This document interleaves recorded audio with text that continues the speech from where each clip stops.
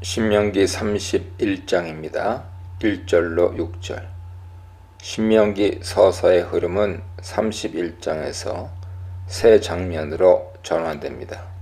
모세는 긴 연설을 일단 마무리한 뒤 계속해서 이제 자신의 죽음 준비와 후계자 임명에 대해 설명합니다. 모세의 나이는 120세입니다.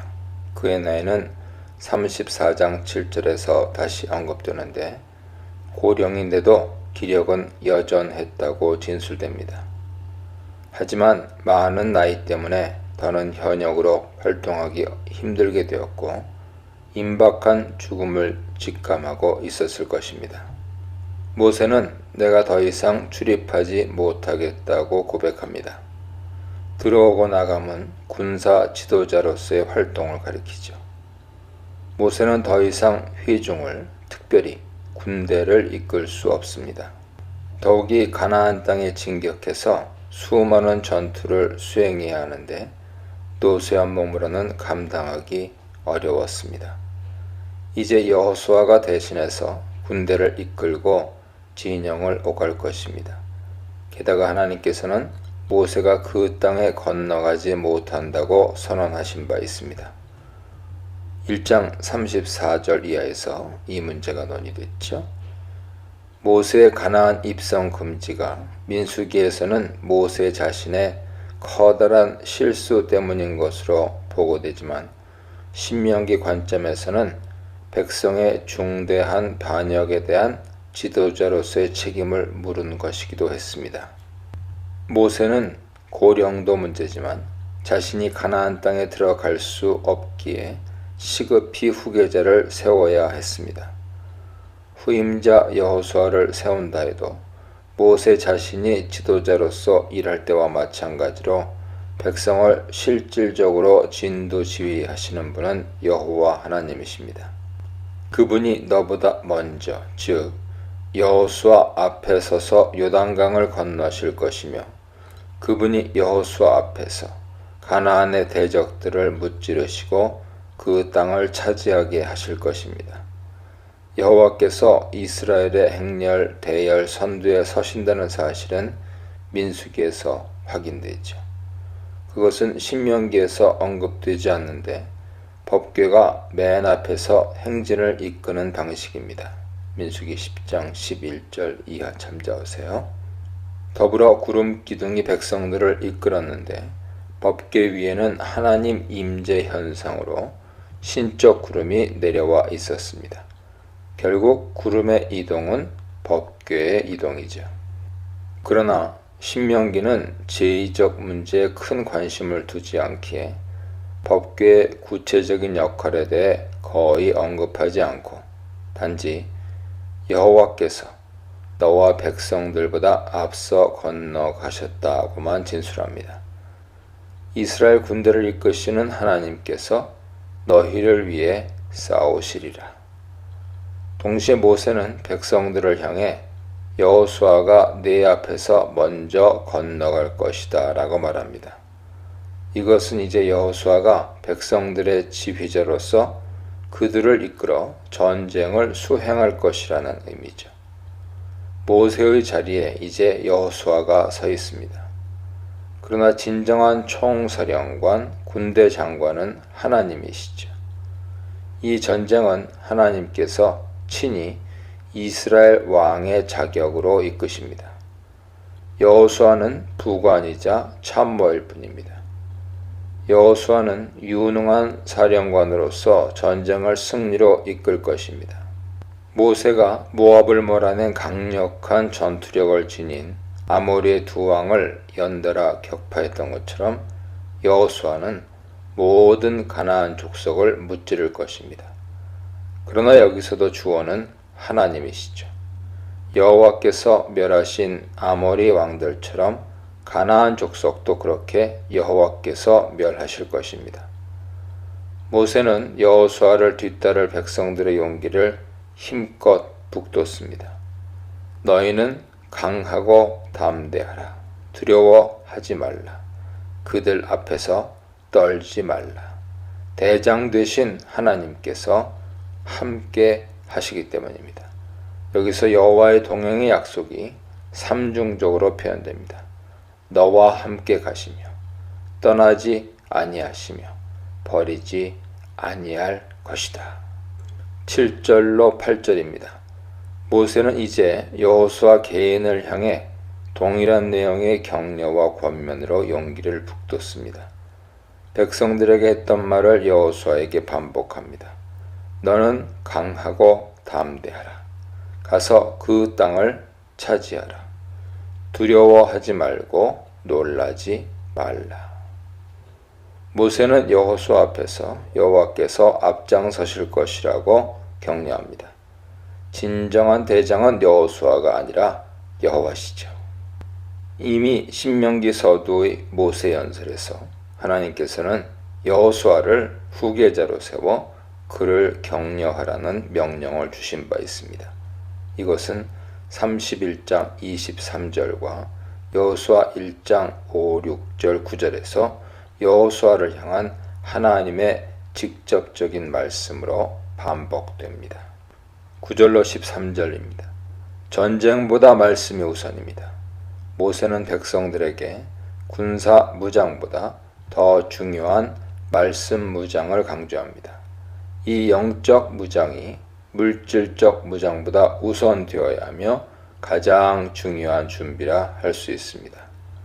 모세가 율법 강론을 책에 기록했다는 진술이 최초로 등장합니다. 대부분의 학자들은 모세가 기록한 이 율법이 신명기라고 생각하지만 어쩌면 앞서 반포된 모든 율법, 곧 출애굽기 19장 이후에 시내산에서 백성들이 들은 말씀들, 두 돌판에 기록한 십계명을 제외한 언약서와 성막법, 레위기, 그리고 민수기에 포함된 제반율법들을 포함할 수도 있습니다. 출애굽기 24장 4절에서 모세가 앞서 반포된 율법들을 기록한 것으로 미뤄볼 때 그는 시내산에서 반포된 말씀들을 차례로 기록해 두었을 가능성이 매우 큽니다.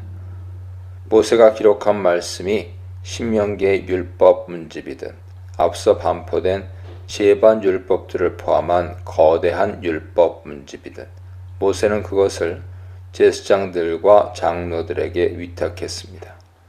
흥미롭게도 여기서 언약궤가 언급되고 그것을 제사장들이 맨다고 진술됩니다.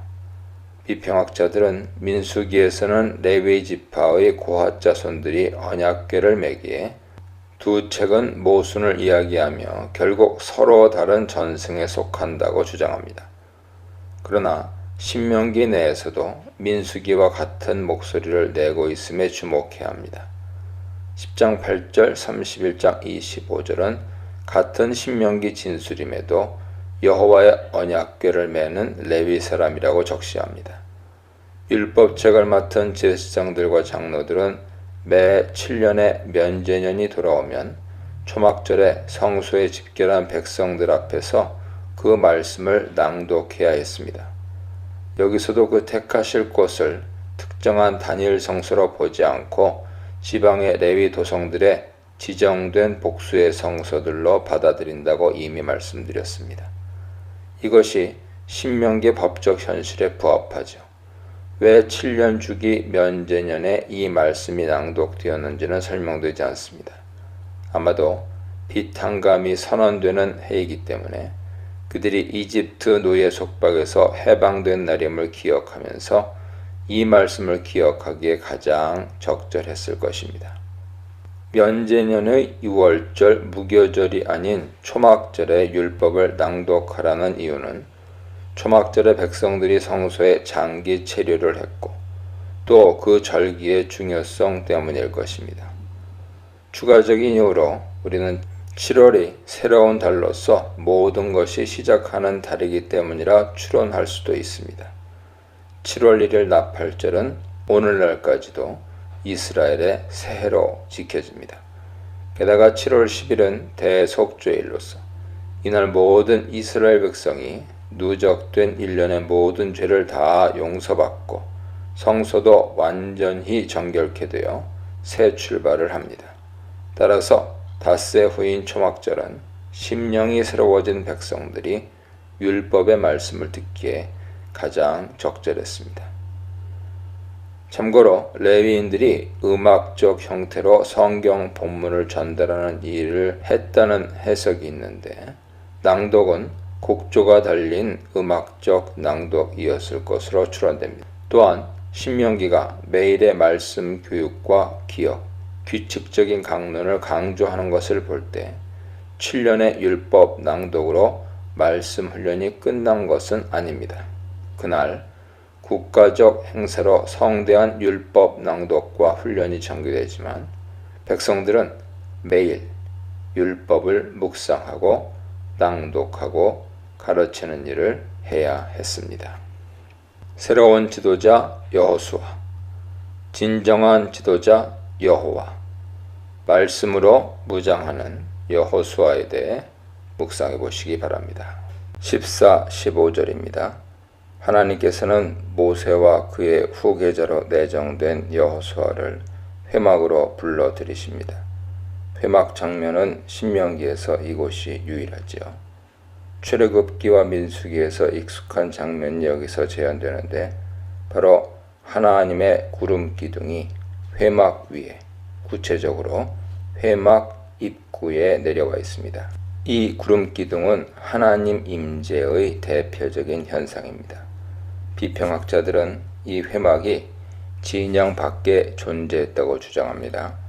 그러나 보수적 견해는 이 회막을 진영 안의 성막으로 봅니다.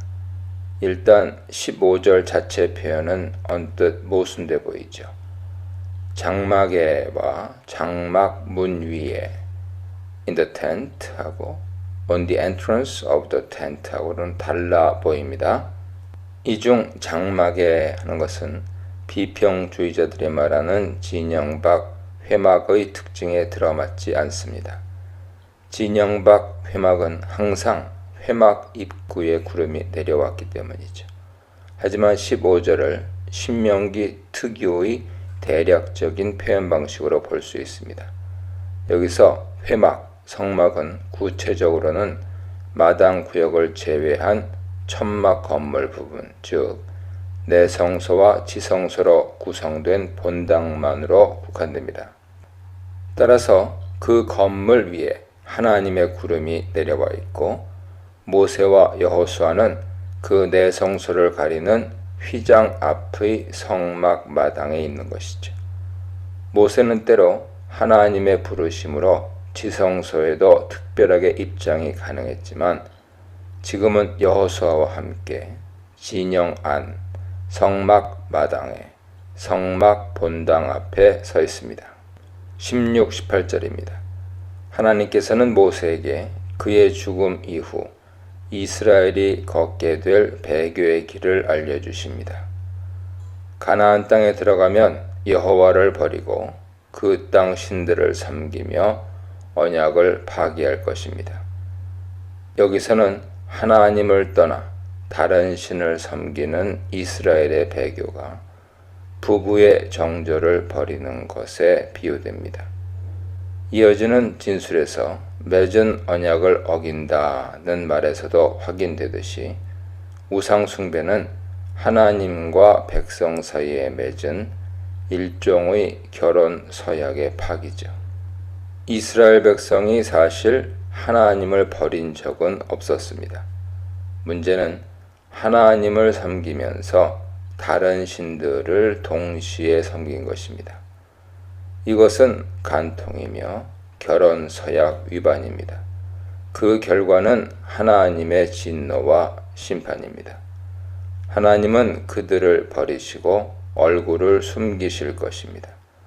얼굴이 함께 있다라는 히브리어 표현은 당사자가 거기에 있음을 의미하는 전형적인 표현이죠. 반대로 얼굴을 숨기다 하는 것은 역겨움과 반감, 거절을 표현하는 수거입니다. 백성을 외면하시는 하나님의 이탈은 그 자체로 심판이요 재앙입니다. 하나님은 방패요 산성이요 강한 보호막이십니다. 그분이 백성 가운데 계셔서 질병과 기근과 메뚜기 떼를 비롯하여 모든 재앙을 막아주시며 적들이 누리지 못하게 하시고 그들의 침입을 물리치십니다. 하나님이 떠나시는 순간 이 모든 재앙들이 한꺼번에 그 땅과 백성들에게 엄습할 것입니다. 그들 스스로가 이 허다한 재앙과 환란이 우리에게 임하는 것은 우리 하나님이 우리 가운데 계시지 않은 까닭이다라고 말합니다.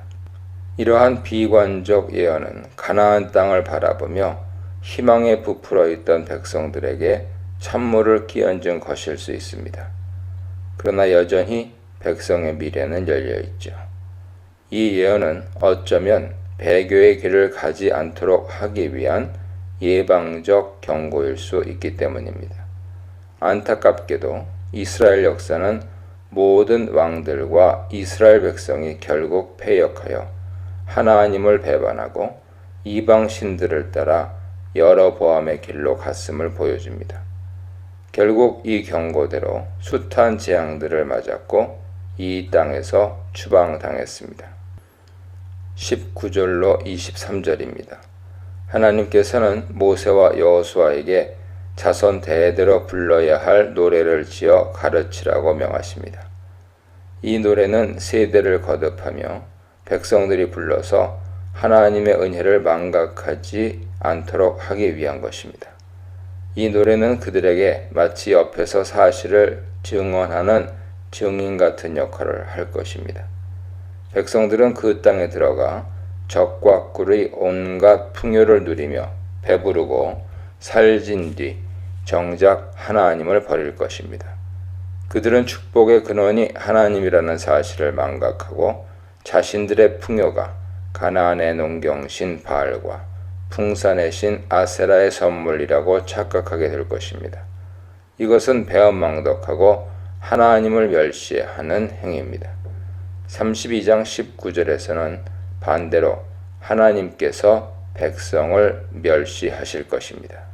모세가 지어서 들려줄 이 노래는 장차 그 땅에서 그들이 불순종으로 인해 온갖 재앙과 고초를 당할 때도 여전히 그들의 입술에서 불릴 것입니다. 그리하여 이 노래 자체가 그들 곁에서 소리쳐 그들의 역사와 하나님의 은혜를 증언하는 증인 역할을 할 것입니다.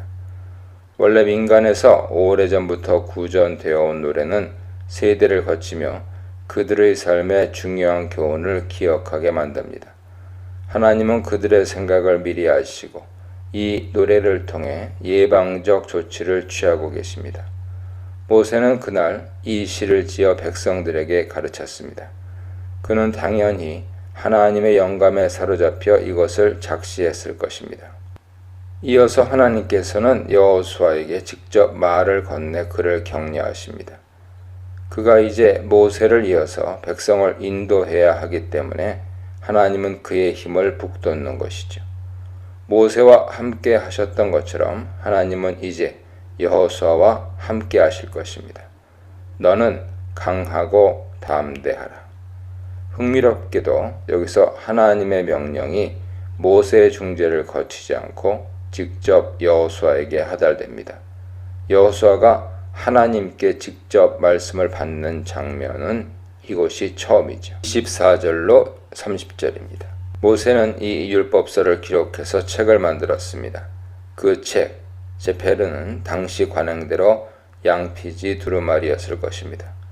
우리는 일단 이 책이 신명기에서 모세가 강론한 율법들의 기록이라 볼 수 있지만 앞서 말한 대로 오경 정경론적 관점에서는 어쩌면 이전에 모세를 통해 반포된 모든 율법들을 포괄하는지도 모릅니다. 모세는 이 율법책을 레위 사람들에게 법궤 옆에 보관하라고 지시합니다. 여기서 레위 사람은 제사장 계층을 포함한 포괄적인 명칭으로서 율법책을 언약궤 곁에 두어 보관하라는 명령을 볼 때 좁게는 제사장을 지시할 것입니다. 레위지파 고핫 자손들이 법궤를 운반할 때 그 율법책은 제사장들이 별도로 운반했을 것입니다. 따라서 이 표현은 이런 각자의 임무에 대한 포괄적인 묘사로 보아야 합니다. 고대 중동에서 조약문들은 성소에 보관하는 관행이 있었습니다. 아마 이 책을 어떤 항아리나 상자에 넣은 뒤 법궤 옆에 두었을 것입니다. 법궤 옆에 보관한 이 율법서는 그들에게 증거가 될 것입니다.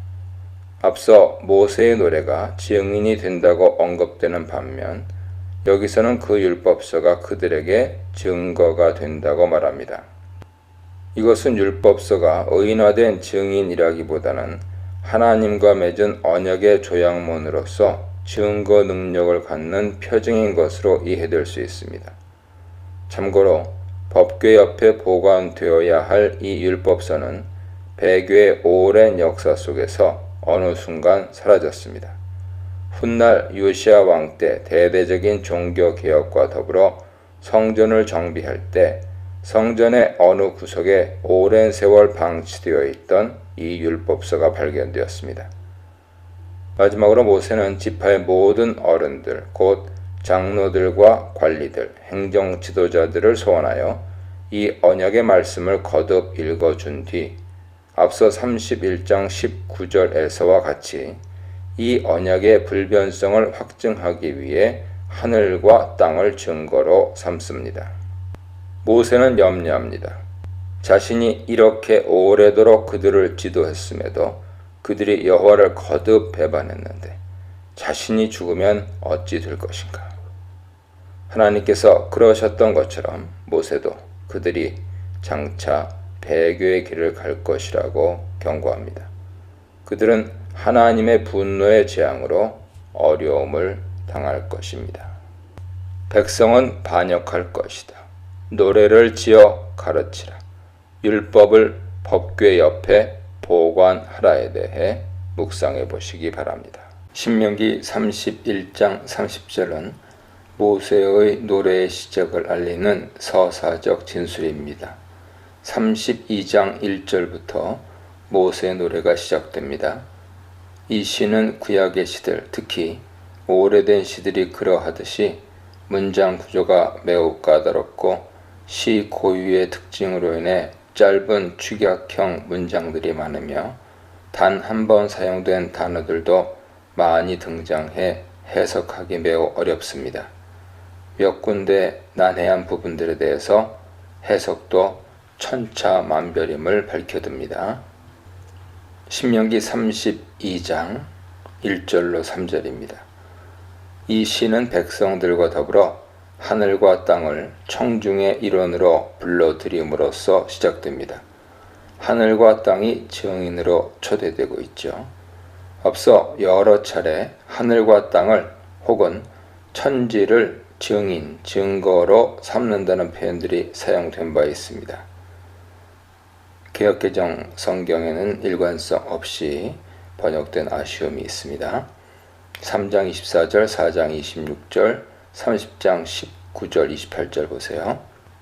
이들이 믿을 만한 증인인 것은 사람은 변해도 천지는 변하지 않기 때문이죠. 먼저 모세는 자신의 교훈이 백성에게 생명수와 같다고 말합니다. 이 교훈은 마치 단비와 이슬이 대지를 적시는 것 같이 백성들에게 잘 흡수되어 그들의 생명을 살리는 역할을 하게 될 것이라고 믿습니다. 흥미롭게도 증인으로 초대된 하늘에서는 비가 내리고 또 다른 증인인 땅은 그 비를 흡수하여 생명을 풍성케 합니다. 시의 첫째 교훈은 여호와 하나님이 과연 누구신가 하는 것이죠. 4절로 6절입니다. 하나님의 성품과 속성이 짧은 구절 안에 함축적으로 표현되고 있습니다. 그분은 반석이십니다. 사실 추르는 반석보다 커다란 바위산을 의미합니다. 하나님은 견고한 바위 요새와 같으며 결코 흔들리지 않는 바위산과 같으십니다. 하나님은 완전하시고 담임, 진실하십니다. 에무나. 의로우시고 짜디크, 바른 분입니다. 예샤르. 야샤르는 올곧다, 올바르다를 뜻하는데 이러한 그분의 성품과 속성은 형편없는 인간 존재와 잘 대비되죠. 우리는 흠 투성이에 때가 묻어있고 금이 가있는 존재며 늘 변하고 의롭지도 않고 바르지도 않습니다. 이스라엘 백성이 그러했습니다.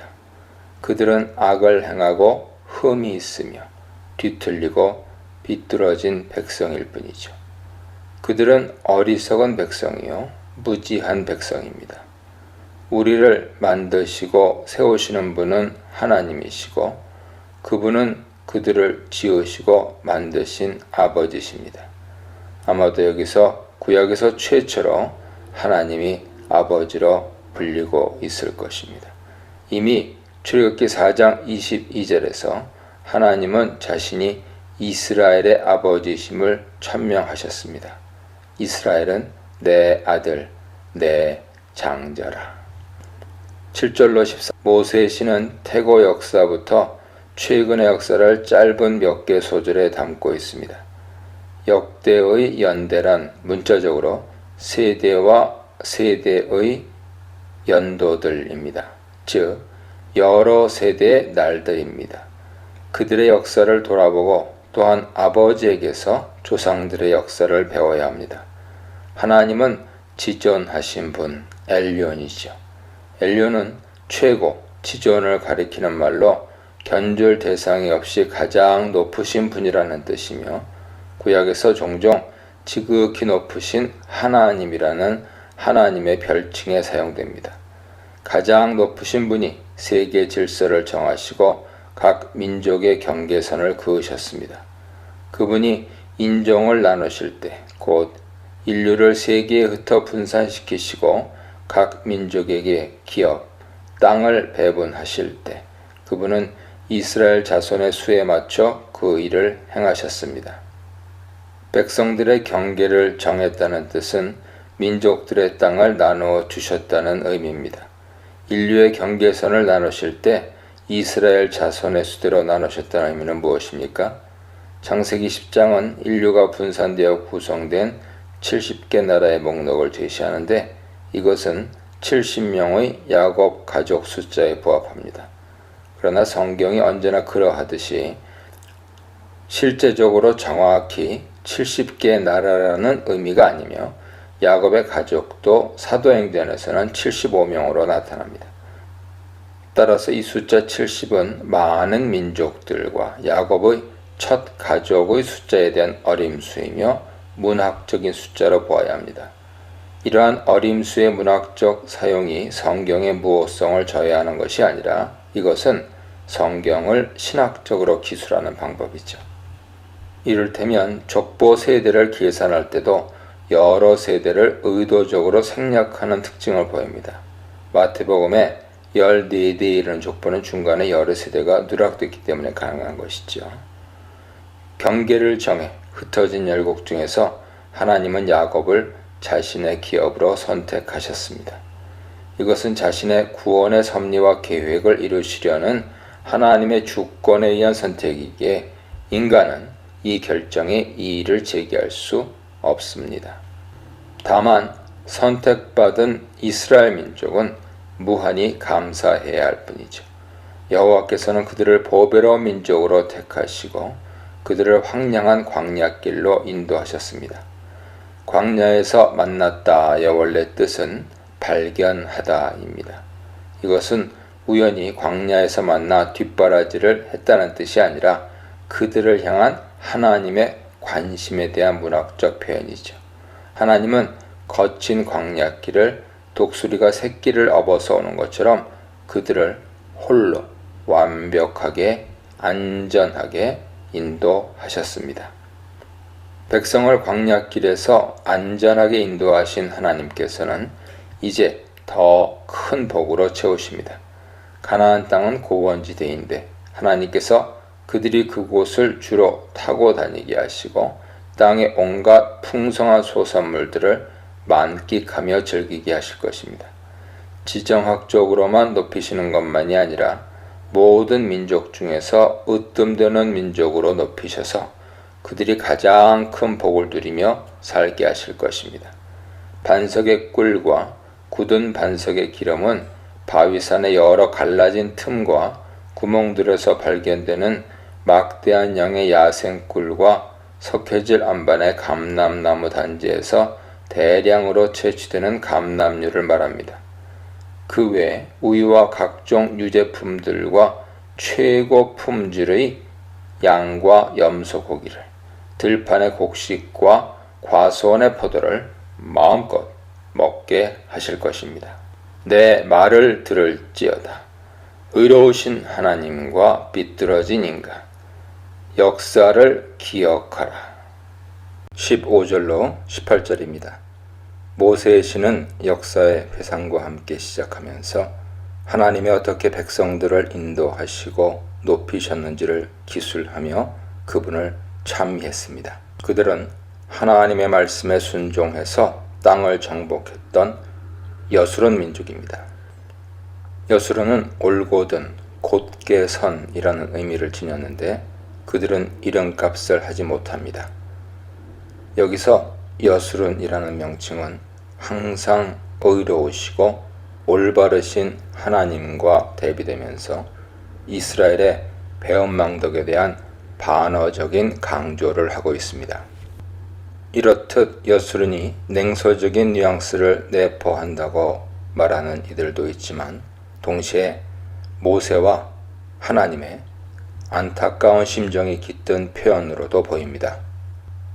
현대적으로 번역하면 너희가 잘도 여수론이겠구나 이 나쁜 녀석들아 라기보다는 너희가 여수론 민족인데 폐역의 길로 가는구나 라고 번역할 수 있겠죠.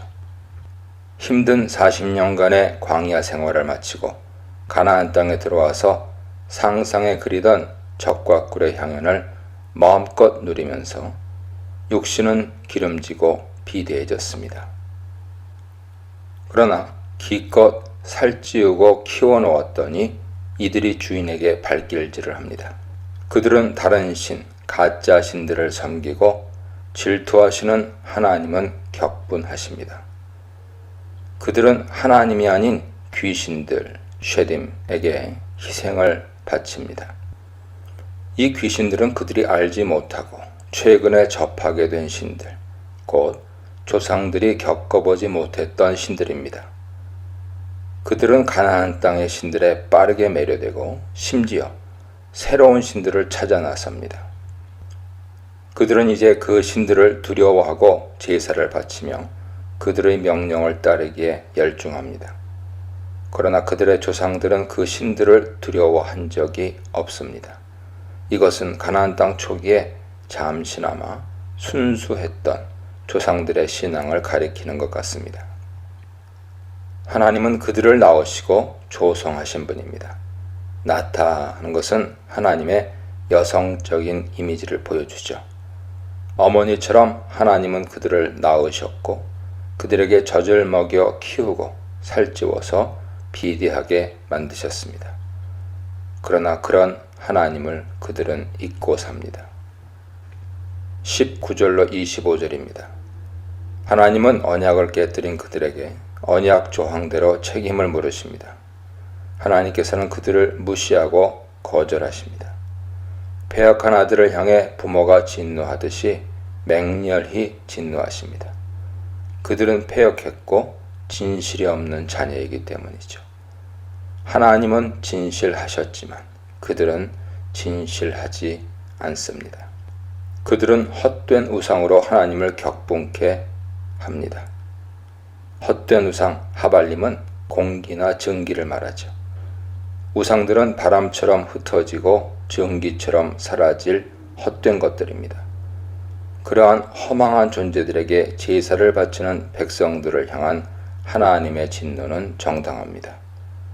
21절은 기막힌 반어법을 보여줍니다. 이 구절은 동일한 동사들을 사용하면서 뚜렷한 대꾸법을 만듭니다. 그들이 내 질투를 일으키며 가나, 분노, 진노를 일으켰으니 카스, 나도 질투를 일으키며 가나, 분노를 일으키리라. 가스. 말하자면 그들이 신이 아닌 우상들 하발림을 시중들어 하나님의 질투와 진노를 일으킨 것처럼 하나님께서도 민족이 아닌 사람들 로암을 지원하여 이스라엘의 질투와 진노를 일으키실 것입니다. 민족 취급을 받지 못한 사람들은 매우 미개하고 문명이 발달하지 못한 떠돌이 민족 집단을 일컫습니다. 이런 유형에 해당하는 족속은 역사 속에서 뚜렷한 영토를 구축하지 못한 미디안족이나 아말렉, 다른 어떤 종족일 수 있는데 이 용어가 굳이 특정한 종족을 가리킨다고 볼 필요는 없습니다. 어쨌든 하나님께서는 민족답지도 않은 민족이나 나라를 사용해서라도 교만한 이스라엘을 치실 것입니다. 역설적으로 하나님께서는 지식 없는 우둔한 어리석은 민족 고이 나발을 일으켜 그들을 치실 것입니다. 6절에 나오는 말귀를 알아듣지 못하고 분별력이 없는 우둔한 백성은 이스라엘이었습니다. 그들이 우둔하니 그들을 징계하는 것은 다른 우둔한 백성으로도 충분하다는 뜻이죠. 하나님의 진노가 재앙으로 표출되어 나옵니다. 스월, 음부는 당시 세계관에서 무덤 아래 망자들이 가는 지하세계입니다. 분노의 불이 일어납니다. 여기서 불은 하나님께서 보내실 각종 재앙에 대한 은유죠. 수월까지 하나님의 진노의 불이 번진다는 것은 심판의 범위가 하늘 아래 모든 것을 포함한다는 의미입니다. 그 불길이 온 땅을 뒤덮고 땅의 모든 소산물을 삼키며 산들의 기초들 곧 땅의 뿌리까지 불에 탈 것입니다. 재앙에 의한 전면적 파국이죠. 23, 25절에 그 재앙의 목록이 나열됩니다. 23절은 24, 25절의 재앙들에 대한 요약 진술로 볼 수 있으며 그것이 재앙과 화살로 묘사됩니다. 재앙은 24절의 5가지 목록으로 구체화되고 화살은 25절의 전쟁의 2가지 비극적 양상으로 나타납니다. 24절의 재앙 목록은 히브리어가 매우 난해해 번역과 주석이 다양합니다. 특히 2번째와 3번째 재앙들의 정체는 더욱 그렇죠. 24절에 나오는 재앙들의 종류는 다음과 같습니다. 기근, 열병, 역병, 맹수, 독사입니다. 25절에 2가지가 추가됩니다. 검, 공포. 마지막에 공포는 전쟁으로 인한 공황 상태를 가리키는데 남녀노소 할 것 없이 젖먹이까지 온 백성이 넋을 잃습니다. 이렇듯 모세의 시는 재앙들을 완전수 7에 맞추어 7가지로 간추려 열거하면서 백성들이 이것을 기억하게 만듭니다. 26절로 35절입니다. 하나님은 진노를 어느 순간 멈추십니다. 상한 갈대를 꺾지 않으시고 꺼져가는 심지를 끄지 않으시는 긍휼한 분이기 때문이죠. 이스라엘의 원수들이 이스라엘을 조롱하고 그들의 반석이셨던 하나님을 멸시하며 우쭐대는 모습을 저지하기 위해서입니다. 대적들이 준동하도록 자극하신 분은 하나님이십니다. 그러나 원수들은 그것을 오해합니다. 자신들의 모략과 능력으로 이스라엘을 제압한 것으로 생각하며 우쭐댑니다. 28, 29절은 이 맥락에서 이해해야 합니다.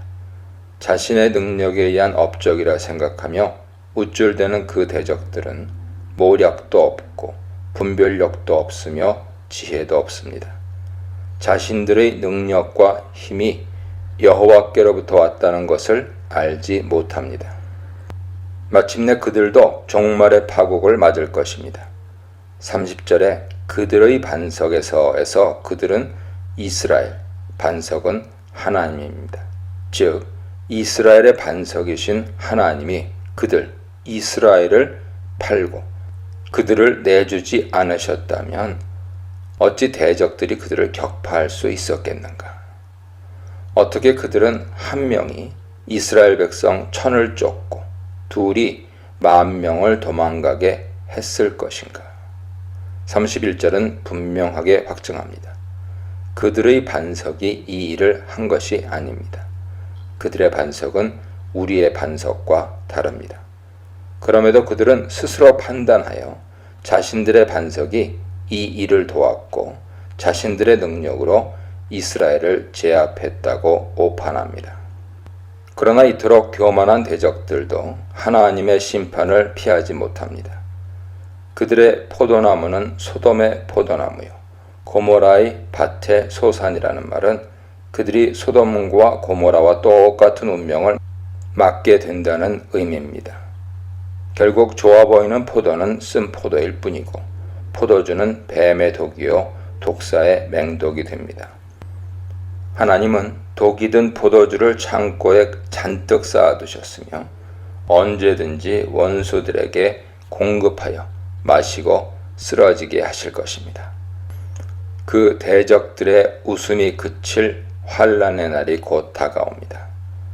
원문 그대로 번역하면 하나님은 이렇게 말씀하십니다. 복수는 나의 것. 내가 보응할 것이며 그 날이 속히 오리라. 하나님을 버린 이스라엘, 이스라엘을 버리신 하나님, 열국을 심판하시는 하나님에 대해 묵상해 보시기 바랍니다. 36절로 39절입니다. 시의 흐름을 이해하기 위해 말씀의 주체가 누구인지 구분할 필요가 있습니다. 20절로 35절까지가 하나님이 직접 하신 말씀입니다. 36, 37 상반절은 모세 말이며 37 하반절로 42절은 다시 여호와의 직접적인 말씀이고 마지막 43절은 모세에 의한 시의 마무리입니다. 그러므로 여기서는 모세가 다시 주어로서 말하고 있죠. 여호와께서 자기 백성을 판단하실 것이다. 동사 디는 재판을 뜻하는 또 다른 동사 샤파트와 거의 비슷한 의미로 사법적으로 판정하다, 판결하다를 의미합니다. 여기서 이 재판은 뒤따르는 종들에 대한 애정에 비추어 볼 때 분명히 여호와께서 그들에게 긍휼한 판정을 내리신다는 것을 뜻합니다. 여호와께서는 자기 백성이 무력한 가운데 있을 때 또한 종들이든 자유인이든 아무도 보이지 않는 비참한 가운데서 그들을 불쌍히 여기셔서 그들을 위해 유리한 판결을 내리실 것입니다. 그럼에도 하나님은 따지실 것입니다. 다시 하나님의 직접적인 발언으로 전환됩니다. 너희가 신뢰하던 그 반석이 이제 어디 있느냐? 너희가 바친 짐승을 먹고 붓던 포도주를 마시던 그 신들이 어디 있느냐? 여기서 반석은 비아냥되기 위한 풍자적 표현임을 알 수 있습니다. 진정한 반석은 하나님이신데 너희의 반석은 무엇이냐? 이 가짜 반석은 바로 앞에 언급된 신들과 이어지는 우상들을 가리키죠. 39절에서 하나님께서는 결정적인 말씀을 꺼내십니다. 내가 바로 그인 줄 알라. 다시 말해 내가 바로 그 반석이다 라는 뜻입니다. 하나님 외에는 모두 헛된 가짜 신들이며 오직 여호와만이 인간의 생사화복을 주관하시는 유일한 하나님이십니다. 내 손에서 능히 빼앗을 자가 없다. 빼앗다로 번역된 동사 나찰은 엄밀히 구원하다, 구출하다를 의미합니다. 따라서 이 발언은 내 손에서 능히 구해낼 자가 없도다 라는 뜻입니다. 이것은 하나님이 붙들고 계시는 언약 백성을 빼앗아 갈 자가 없다는 뜻이라기보다는 하나님이 사로잡은 대적들을 아무도 구할 수 없다는 의미로 이해됩니다. 즉, 패배한 이스라엘의 대적들은 아무런 희망이 없습니다. 40절로 42절입니다. 원수들이 받을 절망적 심판이 더 구체적으로 묘사됩니다.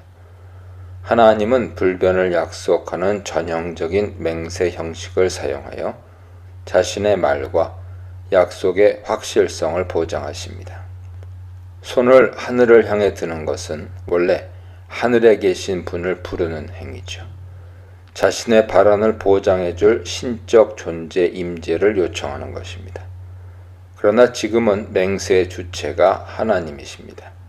하나님은 상위의 어떤 존재에게 맹세하는 분이 아니기에 단순히 맹세 형식으로서만 의미가 있습니다. 이것은 하나님 스스로의 다짐입니다. 내가 영원히 살리라 하는 표현도 마찬가지죠. 올바로 번역하면 내가 영원히 살아있는 한입니다. 이것은 자신의 맹세와 약속의 불변성에 대한 보장입니다. 하나님은 약속하십니다. 그것은 대적들을 향한 전쟁과 심판, 철저한 복수에 대한 맹세입니다. 칼을 간다는 것은 여호와의 본격적인 전쟁 준비를 의미합니다. 정의를 붙든다는 말은 다소 추상적인데 정의로 번역된 미슈파트는 공의, 정의, 판결을 의미할 수 있는데 여기서는 정의의 심판을 말할 것입니다. 여호와는 적들이 정의의 심판을 받게 하십니다. 그분의 무기는 강합니다. 그분이 쏜 화살에는 피가 잔뜩 묻을 것이고 칼은 많은 육체를 삼킬 것입니다. 여기서 화살과 칼은 모든 무기를 가리키는 총칭어법으로 볼 수 있습니다. 칼에 피살된 자들은 물론 포로로 잡힌 자들도 그 칼을 피할 수 없을 것입니다. 아마도 포로로 잡힌 자들은 포로로 잡혀와 도륙을 당한다기보다 칼의 부상을 입고 붙잡힌 것을 뜻할 수 있습니다. 대적들이 왕들과 대장들도 그분의 강력한 무기를 피할 수 없습니다. 대적의 우두머리의 머리는 다소 모호한 번역이죠. 한글 개역 개정 번역은 대장들의 머리카락이라기보다는 베인 머리를 가리킬 것입니다. 그러나 히브리어 원문은 다른 해석의 여지가 있습니다. 원문 히브리어 파르오트는 장발을 가리킬 가능성이 큽니다. 그렇다면 이 역구의 의미는 장발의 우두머리일 수 있는 것이죠. 즉 여호와의 화살과 칼이 장발의 우두머리의 피를 흘리게 하고 살을 벤다는 뜻입니다. 여기 장발을 지도자나 장군들의 위험 있는 풍채와 뽐내는 장식으로 간주할 수 있습니다. 압살롬의 장발이 구약성경의 대표적인 예죠.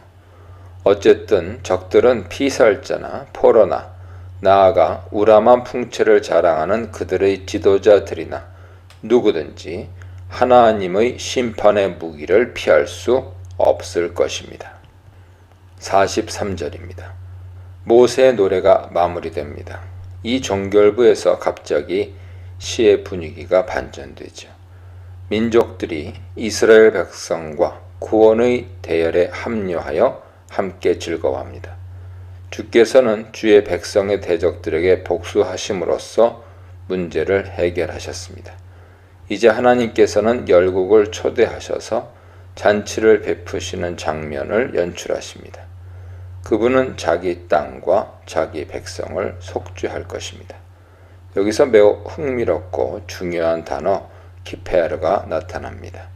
이 동사는 모세의 노래의 마지막 동사라는 점에서 대단히 의미가 있습니다. 이 동사에 대한 번역이 많이 갈리는데 키페르는 속죄제 본문에서는 정결케 하다라는 뜻을 지니고 그 외 본문에서는 단순히 어떤 값을 지불해서 보상적 대속을 하다, 영어로 make atonement for입니다. 대속을 하다라는 뜻을 지닌다고 볼 수 있습니다. 민수기 35장 33절에 비추어 볼 때 동사 키페르가 두 가지 의미를 동시에 갖는 이중적 기능을 하는 것으로 보입니다. 즉 하나님의 대적을 향한 보응은 이스라엘을 위한 보상적 대속이자 그들로 인해 더럽혀진 오염의 씻어냄입니다. 44절로 47절입니다. 모세는 호세아, 여호수아죠. 호세아와 더불어 이 시를 낭송했습니다. 여호수아는 실제로 낭송을 하지는 않고 단지 시의 공동 선포자 자격으로 모세 옆에서 참관했을 것으로 추론됩니다. 45절이 그것을 확인해주고 있습니다. 모세는 이 시를 기억하라고 요청하면서 모압 평지에서 선포된 하나님의 율법을 모두 지켜 행하고 자녀들을 잘 가르치라고 당부합니다. 이것만이 그 땅에서의 축복과 장수와 생명을 보장받는 길입니다. 48절로 52절입니다. 모세의 죽음 준비가 지시됩니다. 모세는 아바림 산지의 느보산에 올라가 약속의 땅을 바라보아야 합니다. 그리고 아론이 이전에 호르산에서 죽은 것처럼 모세도 이제 조상에게 돌아가야 합니다. 모세는 민수기에서 신명기에 이르도록 아바림산, 비스가산, 그리고 느보산을 모두 오르는데 이 산들 사이에는 관계가 있습니다. 모세는 아바림 산맥에 올라 여러 봉우리들 가운데 하나인 느보산을 등산해야 합니다. 느보산은 해발 850여 미터에 이르는 그 일대에서 가장 높은 산으로 요단 동편과 서편 양쪽 모두를 조망할 수 있다고 알려져 있습니다. 하나님께서는 모세에게 다소 가혹하고 냉정하게 느껴질 수 있는 드라마와 같았던 모세의 인생의 마지막 슬픔을 자아내는 말을 다시 꺼내십니다. 그는 그 땅에 들어가지 못합니다. 가데스 무리바의 식순환의 현장에서 백성들이 아우성치고 하나님께 대들며 범죄했을 때 모세는 사실상 그들의 범죄에 합류했기 때문입니다. 당시 그는 지도자로서 백성들의 범죄에 대한 책임을 지는 위치에 있었을 뿐 아니라 자신의 혈기를 드러내며 이 일을 제대로 수습하지 못하고 백성들과 거의 동일한 불순종을 범했습니다. 그는 그 땅을 멀리서 바라볼 수 있을 뿐입니다. 자신이 누구인지 알게 하시는 하나님, 대적의 심판을 맹세하신 하나님, 범죄한 모세의 가나안 입성을 허락하지 않으시는 하나님에 대해 묵상해 보시기 바랍니다. 신명기 33장입니다. 1절 모세의 마지막 유언적 축복 노래의 도입의 서사적 진술입니다. 2절로 29절이 전체 시인데요. 2절로 5절은 선, 6절로 25절은 지파들 축복, 26절로 29절은 종언입니다. 시므온 지파가 누락되어 있는데 불행히도 축복해야 할 미래가 없었기 때문일 것입니다. 시므온 후손들은 유다로 흡수되죠. 2절로 5절입니다. 서는 하나님의 영광스러운 임재의 현상에 대한 묘사와 더불어 시작됩니다. 이스라엘이 거쳐간 시내산, 세일산, 바란산은 특정한 산 봉우리라기보다는 높은 산지들을 의미하죠. 하나님의 빛이 바란산에서 비치고 오른쪽에 반짝이는 불이 있습니다. 시내산에서 영광의 광채로 임하셨던 하나님께서 이스라엘이 바란 광야에 거하고 있을 때도 그 영광의 빛을 발현하신 것입니다. 여호와께서는 수많은 성도 가운데 임재하시고 말씀을 주십니다. 시내산에서 백성들이 하나님의 현현을 경험했던 풍경입니다. 하나님의 율법, 토라 자체가 상속받을 재산이요 기업이 된다는 것이 강조됩니다. 이스라엘은 여수른 백성입니다.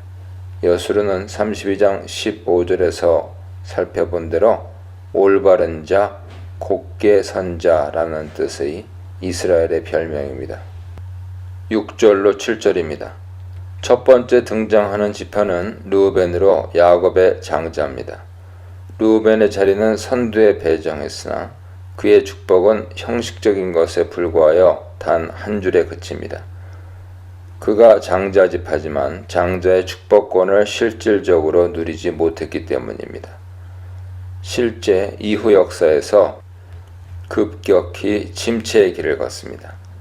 창세기 49장 야곱의 예언에서 그는 물의 끓음과 같은 성급한 기질과 분별력 없는 성격을 지녀 아버지의 첩 빌하와 동침하는 죄악을 저지른 일로 더는 탁월하지 못할 것이라는 저주를 받습니다. 르우벤의 실질적인 장자권은 요셉의 두 아들에게 넘어가죠. 장남의 특수한 위치는 통상적으로 2배의 지분과 지도권을 보장받습니다. 법적으로는 르우벤이 일련의 계보들 속에서 장남으로서의 지위를 유지하지만 실제 2배의 몫은 요셉에게 배당됩니다. 6절은 르우벤이 인구가 줄어 간신히 유지되는 것으로 보이지만 민수기를 보면 다른 지파와 비교해 볼 때 평균치를 유지하는 것을 볼 수 있습니다. 그러나 사울 시대 이후로 요단 동편에 있던 그들의 땅이 각과 길르앗 땅으로만 언급될 뿐 르우벤은 언급되지 않아 그들이 급격히 쇠퇴했음이 암시됩니다. 그들은 요단 동편 땅의 동쪽에 자리한 여러 부족들의 공격을 받아 약해졌을 것입니다.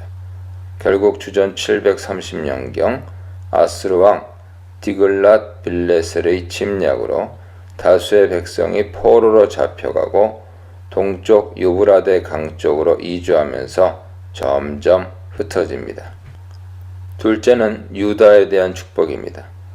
야곱의 축복에서 유다는 장자권을 넘겨받진 않았으나 온 이스라엘 지파를 이끌도록 지도권을 양도받은 지파입니다. 여기서도 장차 그가 수행할 군사적 지도자로서의 역할이 크게 부각됩니다. 이후 유다 지파에서 다윗왕이 등장하죠. 유다는 요셉을 구하고 언약 가족을 세우기 위해 희생했기 때문에 이런 축복을 받았을 것입니다. 8절로 11절입니다. 레위 지파는 성직으로 임명된 특별한 지파입니다. 그들에게는 우림과 둠밈이 있다는 점이 강조되는데 이는 대제사장의 흉패에 보관된 물품으로 하나님의 말씀을 받는 신탁의 도구입니다. 대제사장은 하나님의 뜻을 분별하여 백성에게 알려주었죠. 10절에서 보듯이 레위인들은 백성들에게 말씀을 가르칠 중대한 책임과 의무가 있었습니다. 이 축시는 레위인이 마사 무리바 사건에서 시험을 받고 실랑이를 벌여 결국 그들이 인정받았음을 암시합니다. 하지만 이는 백성들이 여호와를 시험한 사건일 뿐 하나님이 백성이나 레위인을 시험한 것은 아니었습니다. 따라서 이는 출애굽기 15장 25절보다 앞서서 하나님께서 백성을 시험하신 사건, 즉 마라의 쓴 물 사건에 대한 묘사라고 주장하는 이들도 있습니다. 본문에서는 언급하지 않지만 그때 레위인이 하나님의 인정을 받았을 것이라는 주장이죠. 이것이 옳다면 모세의 이 진술은 사건들을 뭉뚱그려 설명하는 신명기의 특징을 보여주는 셈입니다.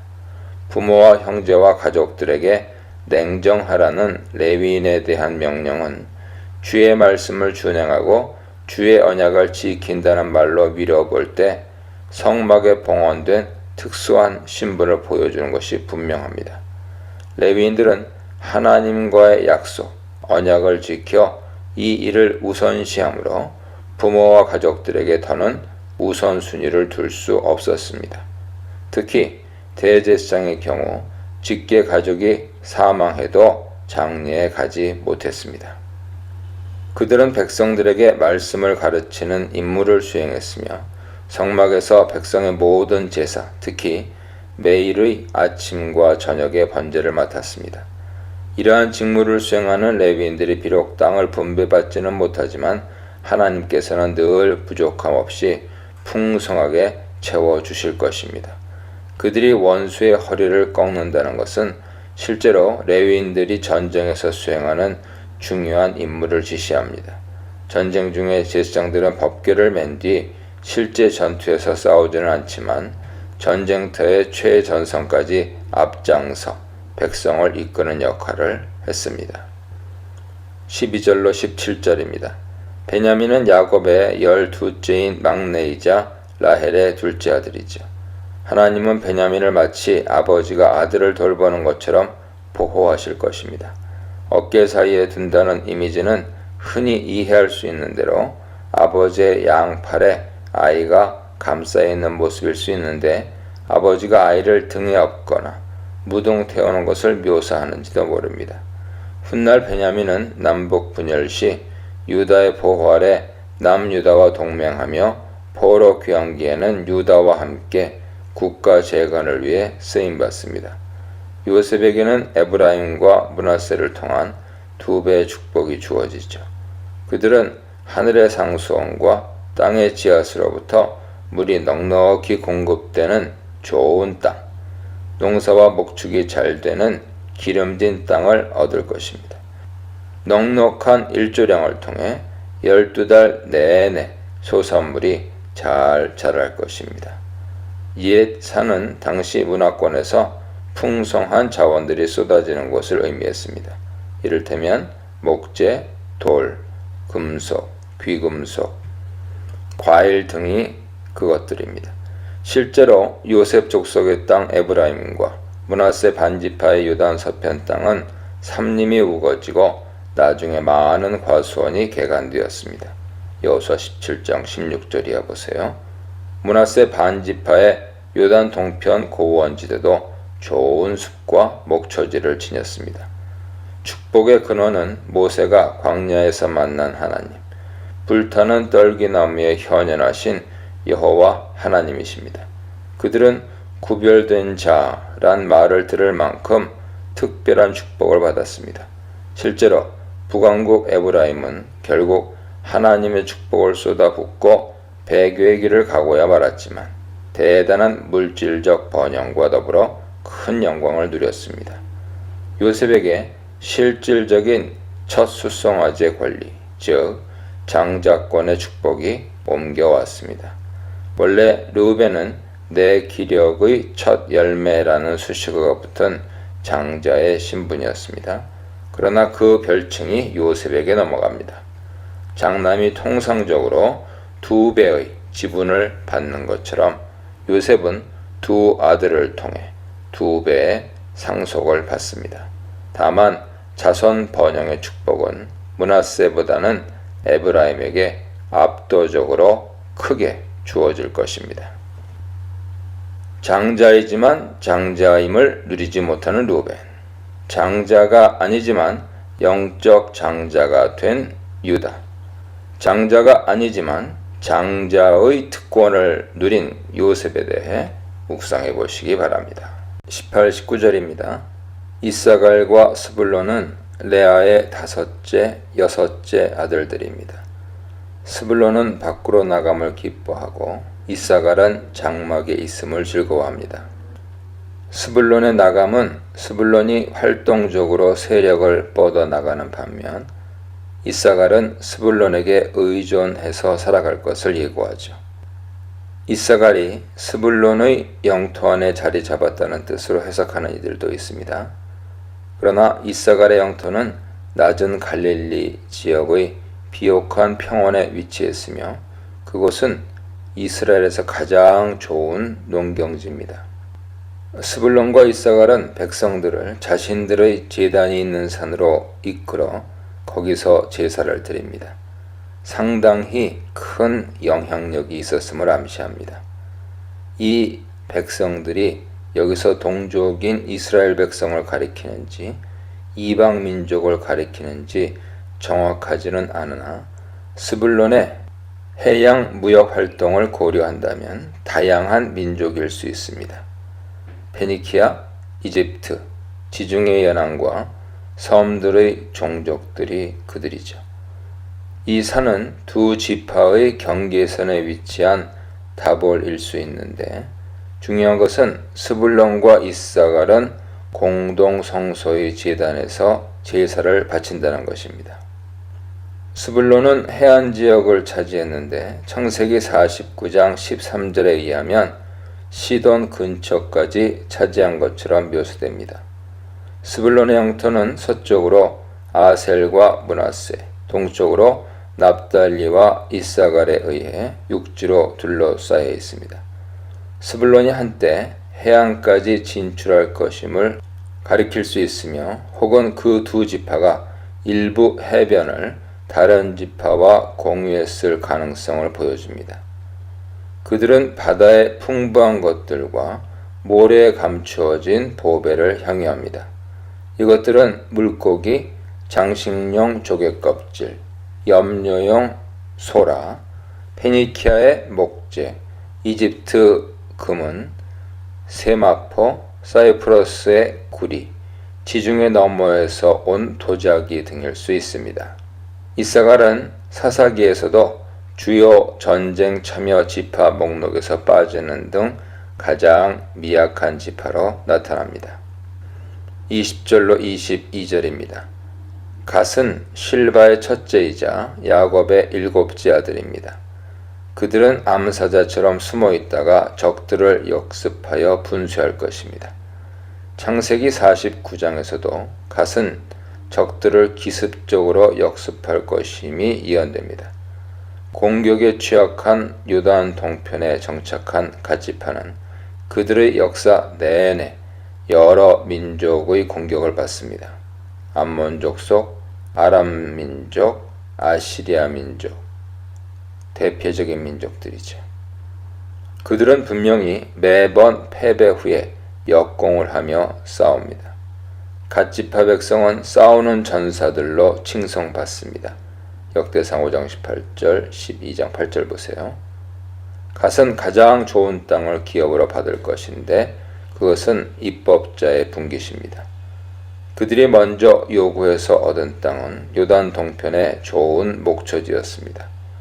입법자의 분깃은 입법자에게 줄 만큼 가치 있는 땅이란 뜻이나 입법자로부터 할당된 땅이란 뜻일 수도 있습니다.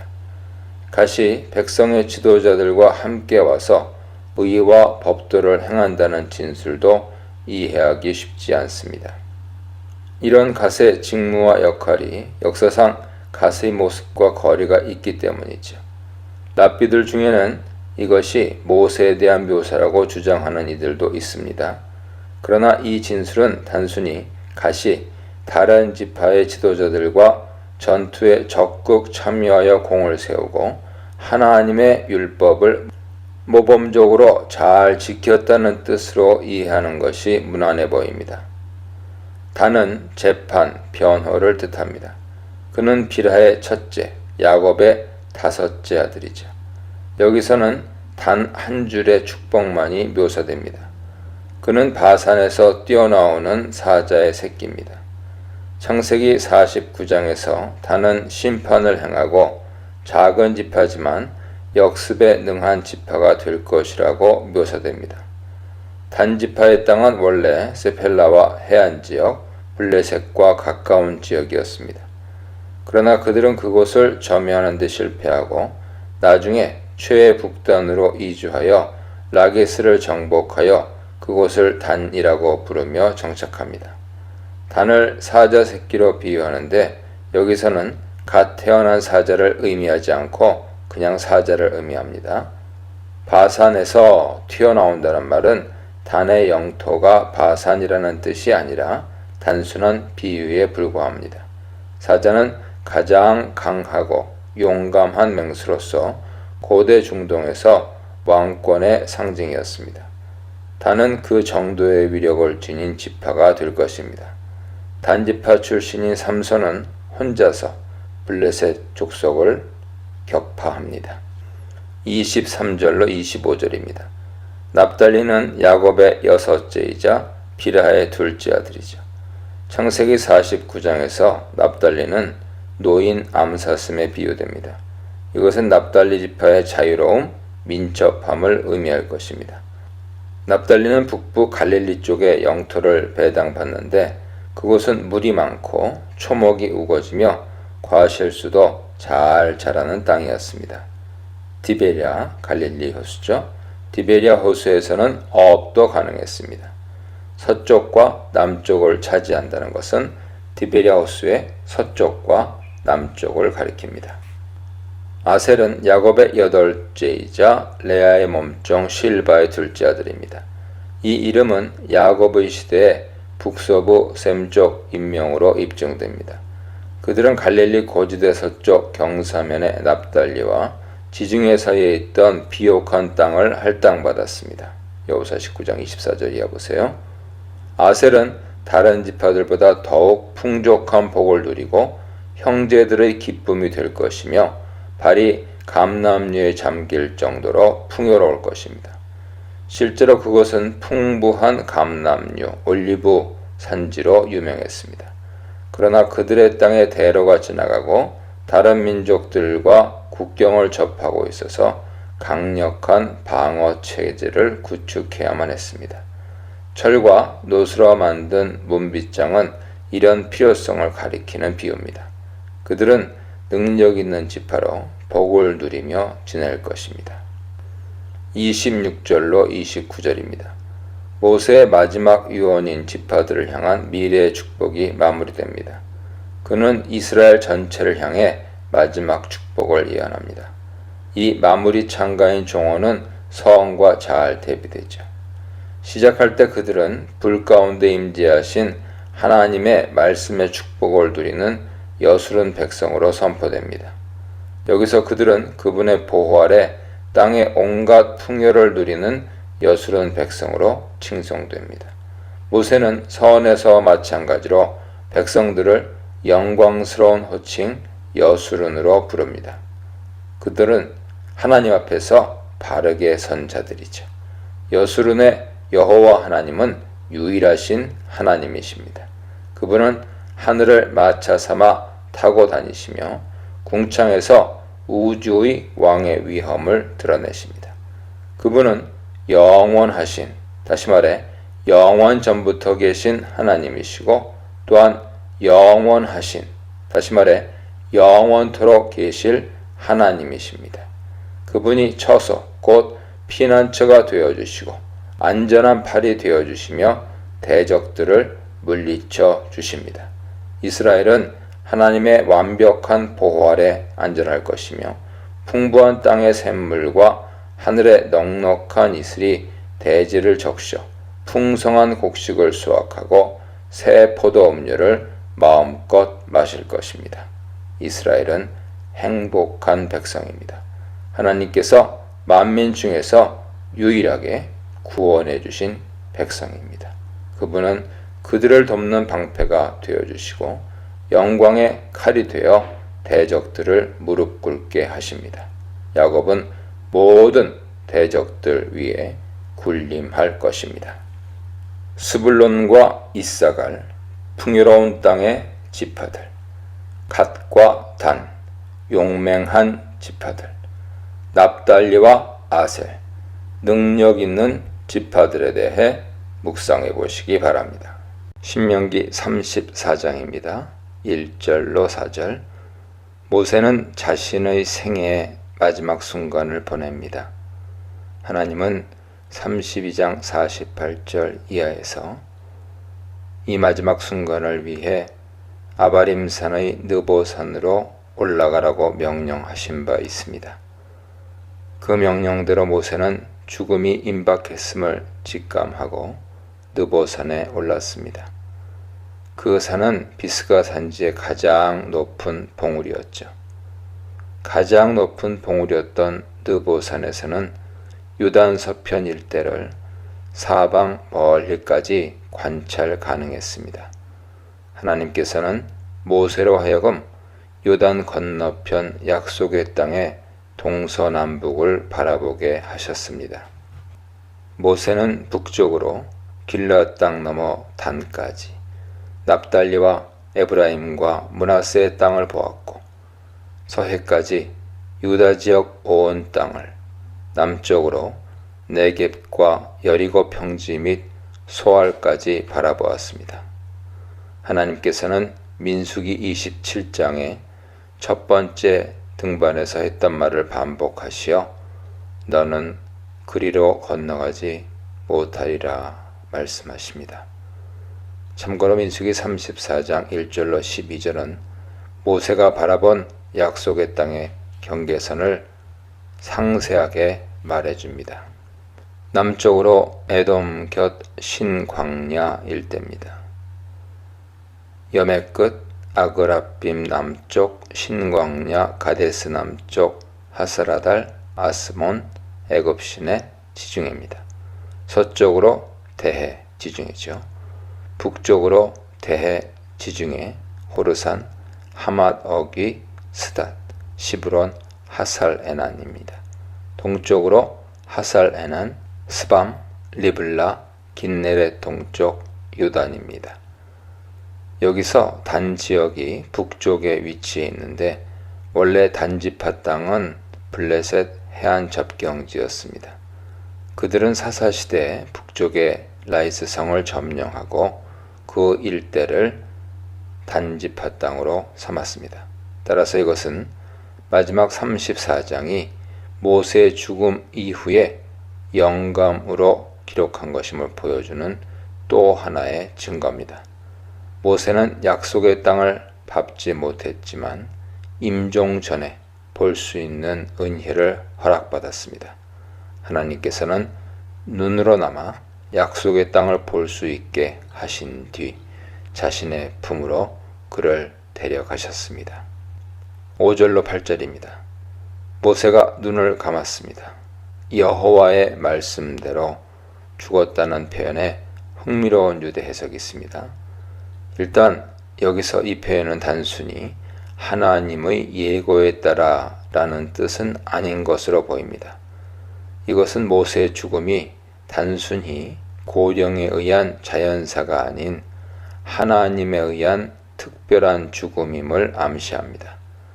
유대전승은 여호와의 입술 위에서라는 문자적 해석에 비추어 사람이 작별의 입맞춤을 하고 죽는 것처럼 모세가 하나님과 입맞춤을 하고 죽은 것으로 해석합니다.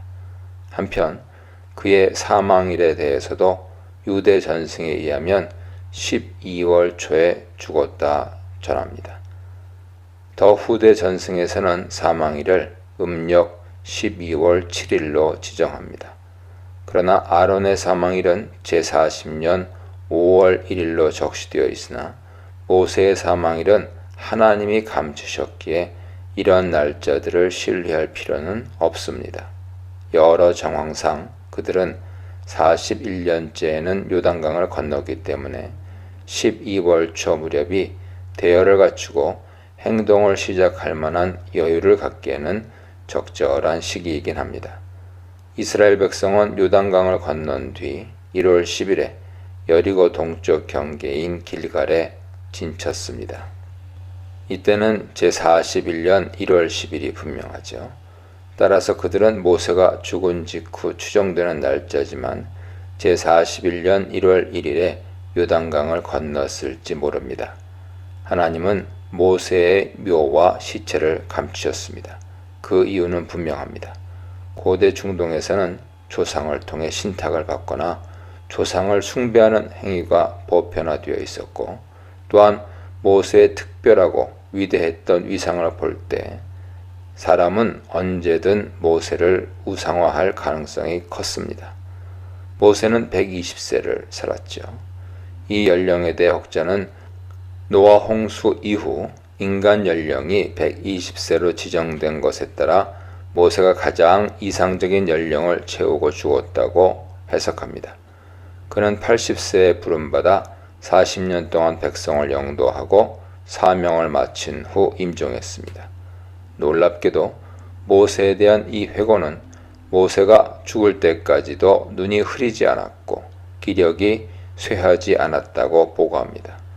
이것은 결코 자연적 현상이 아니죠. 죽는 순간까지도 모세는 특별한 은혜를 입은 비범한 존재였음을 보여줍니다. 또한 그의 죽음은 단지 육신의 기능이 다해 죽은 자연사가 아니라 하나님이 데려가신 특별한 죽음이었음을 보여줍니다. 모세의 장례는 30일간 지속되었죠. 아론의 장례를 위해 30일간 애곡이 계속되었는데 모세도 마찬가지였습니다. 앞서 조상 야곱의 죽음에서는 이집트 사람들이 무려 70일간 애곡 기간을 보냈습니다. 이렇듯 중요한 인물을 제외하고는 통상적으로 이스라엘이나 이집트에서는 일주일의 애곡 기간을 보냈던 것으로 추론됩니다. 9절입니다. 모세의 사망 직후 보고되는 이 임명식은 실제적으로 민수기에서 이미 집행되었습니다. 따라서 이 보고는 시간의 순서에 따른 배치가 아닙니다. 즉 이것은 민수기의 임명식에 대한 보고의 반복으로 이해해야 합니다. 여호수아는 모세의 죽음과 동시에 자동적으로 실제적인 취임이 이루어지면서 모세를 대신하여 백성들의 지도자가 됩니다.